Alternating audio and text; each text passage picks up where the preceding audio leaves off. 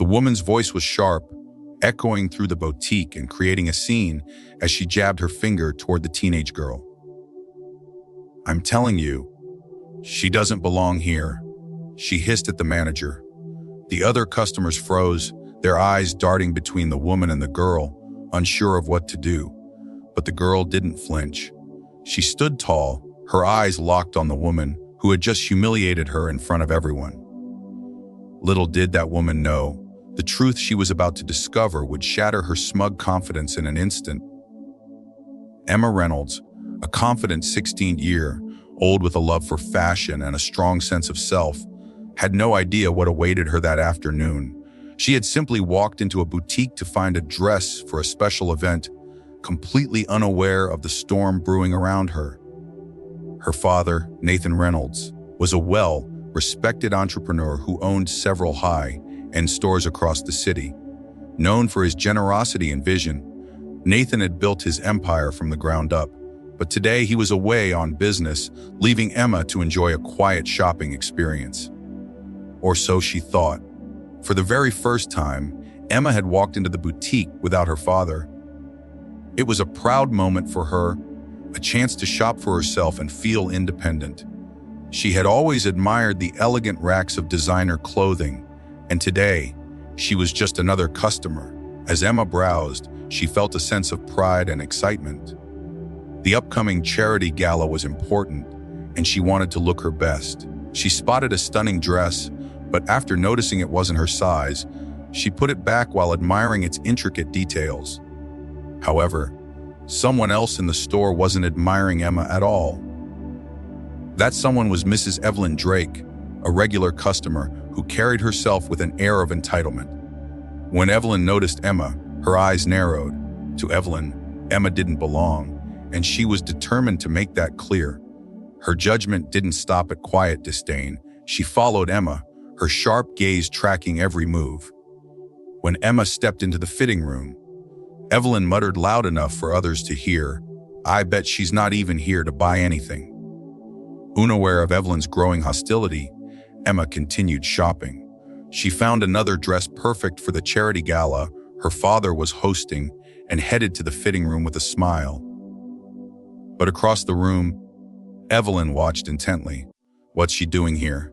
she muttered to a nearby customer. "They're really letting anyone in these days." Emma stepped out of the fitting room, the dress fitting her perfectly. As she admired herself in the mirror, her peaceful moment was interrupted. Evelyn approached with a forced smile. "That's a beautiful dress," she said, her tone dripping with condescension. "Thank you," Emma replied politely. "I think it's perfect for my dad's event." But Evelyn wasn't there to compliment her. "Are you sure you're in the right store?" she asked, her fake smile disappearing. Confused, Emma frowned. "I'm exactly where I need to be," Evelyn scoffed. "This store isn't exactly budget-friendly. Maybe you should try somewhere more affordable."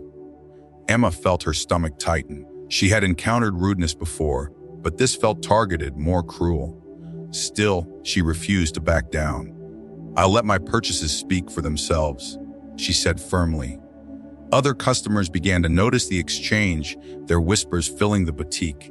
Emma, trying to keep her composure, noticed the store manager watching from a distance.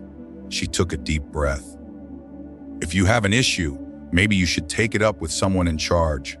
Evelyn smirked. "Oh, don't worry. I will." She flagged down the store manager, a woman who had only worked there for a few months and didn't recognize Emma.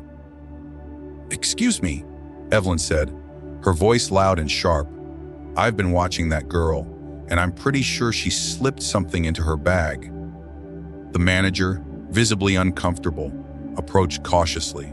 "What seems to be the issue, Mrs. Drake?" "The issue," Evelyn snapped, pointing at Emma, "is that she's been acting suspiciously. She's obviously not here to buy anything." "You need to check her bag." Emma's heart sank. "I haven't done anything wrong," she said calmly, her voice steady despite the tension. "Of course you'd say that," Evelyn sneered. "Why don't you just show us what's in your bag?" Stunned, Emma looked at the manager and handed her bag over without hesitation. "Go ahead," she said, her heart pounding with humiliation as the small crowd looked on. The manager opened the bag, carefully checking its contents. After a moment, she looked up. "There's nothing here," she said, her tone apologetic, but Evelyn refused to let it go. "Check again. She must have hidden it somewhere else." Emma's patience was wearing thin. "I think we're done here," she said, taking her bag back. "Unless you have actual proof, I suggest you stop harassing me." "If you have nothing to hide," Evelyn challenged, her voice booming, "then why are you being so defensive?" Emma's hands trembled as she clenched them at her sides. "Defensive? You accuse me of stealing without a shred of evidence. That's not defensiveness. That's self-respect."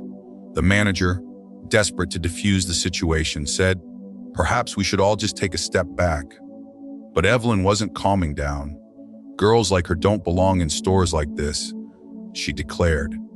"They come in, make a scene, and leave with things that don't belong to them." Emma's jaw tightened. "You're not just wrong," she said, her voice cutting through the crowd. "You're showing everyone exactly who you are, and it's not a good look. We don't need troublemakers like her ruining this place." Evelyn said loudly to the manager, "Just ask her to leave." The manager hesitated, then turned to Emma. "Think it's best if you leave," she said softly. "We don't want any more disruptions." Emma's jaw dropped in disbelief. "You're asking me to leave, even though I've done nothing wrong?" Evelyn smirked, folding her arms. "Exactly. You're just proving my point." Emma turned to Evelyn, her gaze unwavering. "You're only doing this because of the color of my skin," she said, her voice filled with emotion. "You should be ashamed of yourself." Evelyn, caught off guard, stammered, "I'm just protecting the store's reputation." But the damage was done. The other customers began whispering, their judgment now aimed not at Emma, but at Evelyn. Refusing to be intimidated, Emma pulled out her phone and dialed a number. "Dad," she said calmly, her voice steady despite the chaos. "I need you to come to the boutique. There's a situation here." Evelyn rolled her eyes, probably calling her boyfriend to come bail her out. She whispered to another customer. Little did she know, that call would bring the truth crashing down in a way no one could have predicted. A few minutes later, the unmistakable roar of an engine interrupted the scene. A sleek black SUV rolled to a halt at the curb. A towering bodyguard in a sharp suit stepped out first, his gaze scanning the boutique like a hawk. Moments later, Nathan Reynolds emerged. His tailored suit hugged his tall, broad frame, and his polished shoes clicked with purpose against the pavement. The glass doors swung open, and the bodyguard entered, his imposing frame making heads turn. Evelyn's whispering stopped mid-sentence as Nathan Reynolds followed, his presence impossible to ignore. The staff recognized him instantly. "It's Mr. Reynolds," someone whispered. The flustered manager hurried over, her voice trembling. "Mr. Reynolds, we weren't expecting you today." Evelyn's face twisted in confusion. Before she could process what was happening, Nathan strode past the manager and straight to Emma. "What's going on here?" he asked, his voice steady but laced with authority. Evelyn, assuming Nathan was just another influential client who would support her, stepped forward. "Oh, good. I'm glad someone's here to deal with this mess. This girl has been causing trouble. I caught her acting suspiciously. She even tried to steal something." Nathan's expression didn't change. He turned to the manager. "Is this true?" "Well," the manager began shakily, "Mrs. Drake did bring some concerns to my attention, but we checked the girl's bag and there was nothing in it." "Exactly," Evelyn snapped. "But that doesn't mean she wasn't planning to take something. People like her are good at hiding things." The words hung in the air. Nathan's gaze shifted back to Evelyn. "People like her," he repeated, his tone neutral but pointed. "You know what I mean," she stammered. "This store is for respectable clients, and she clearly doesn't fit the profile." Nathan didn't respond immediately. He stood silently, the weight of his silence making Evelyn falter. Then, with calm authority, he finally spoke.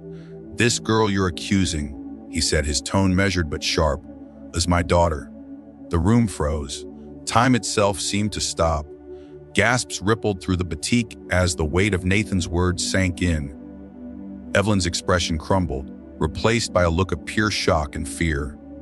Her usual confidence had vanished, leaving her exposed and vulnerable. Nathan stepped closer to Evelyn, his commanding presence towering over her. "You judged her without cause?" he began, his words deliberate and cutting. "You harassed her, made false accusations, and humiliated her in front of everyone here, all because of your own prejudice. I didn't know." Evelyn stammered. She didn't say who she was. She shouldn't have to. Nathan's voice was unwavering. "Everyone who walks into this store deserves respect, whether they're my daughter or not." He turned his sharp gaze to the manager. "And you? You stood by and let this happen. Why didn't you stand up for her?" The shaken manager hung her head. "I didn't know," she murmured. "Not knowing isn't an excuse," Nathan said firmly. "It's your responsibility to treat every customer with fairness and dignity. What happened here today is unacceptable." Turning back to Evelyn, he said, "You were trying to protect the store's reputation by targeting an innocent girl. You're banned from this store and every other boutique I own. You are no longer welcome here." He gestured to the bodyguard. "Make sure she leaves." As Evelyn was escorted out, her heels clicking loudly against the marble floor, she glanced back one last time, only to see Nathan standing tall beside Emma, his protective presence unshakable.